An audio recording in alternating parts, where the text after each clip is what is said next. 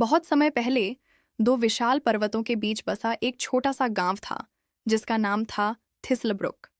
वहां के लोग भले तो थे लेकिन डरे हुए रहते थे क्योंकि उनकी भूमि के पूर्वी किनारे पर स्थित था माउंट गॉर्गर, एक ऊंचा पहाड़ जिसे शापित माना जाता था। इसकी चोटी हमेशा काले बादलों में छिपी रहती थी और किंवदंती थी कि जो भी इसे चढ़ने की कोशिश करता वह कभी लौट कर नहीं आता। गांव वालों ने एक नियम बना लिया था, कभी उस पर्वत के पास मत जाना।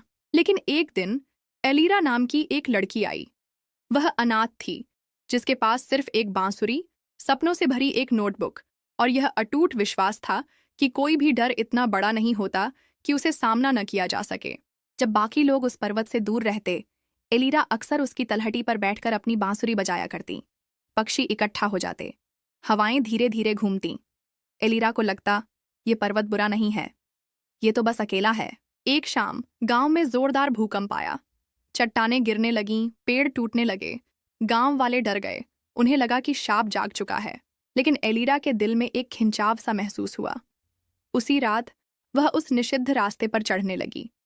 टेढ़े मेढ़े पेड़ों, चुपचाप खड़े पत्थरों और सिहराती हवा के बीच से छोटी पर उसे कोई राक्षस नहीं बल्कि एक विशाल पत्थर का दरवाजा मिला जो पर्वत के अंदर खुदा हुआ था। जैसे ही उसने उसे छुआ, एक गूंजती हुई आवाज आई, जब सब भाग गए तो तुम क्यों आई नन्ही बालिका? एलीरा ने उत्तर दिया, क्योंकि मैं बिना वजह के डर में विश्वास नहीं करती और मैं मानती हूं कि किसी को भी भुलाया नहीं जाना चाहिए। दरवाजा खुला और उसके पीछे था एक सोया हुआ आत्मा, धरती का संरक्षक। वह सदियों से सो रहा था, दुख और गलतफहमियों से बोझिल होकर।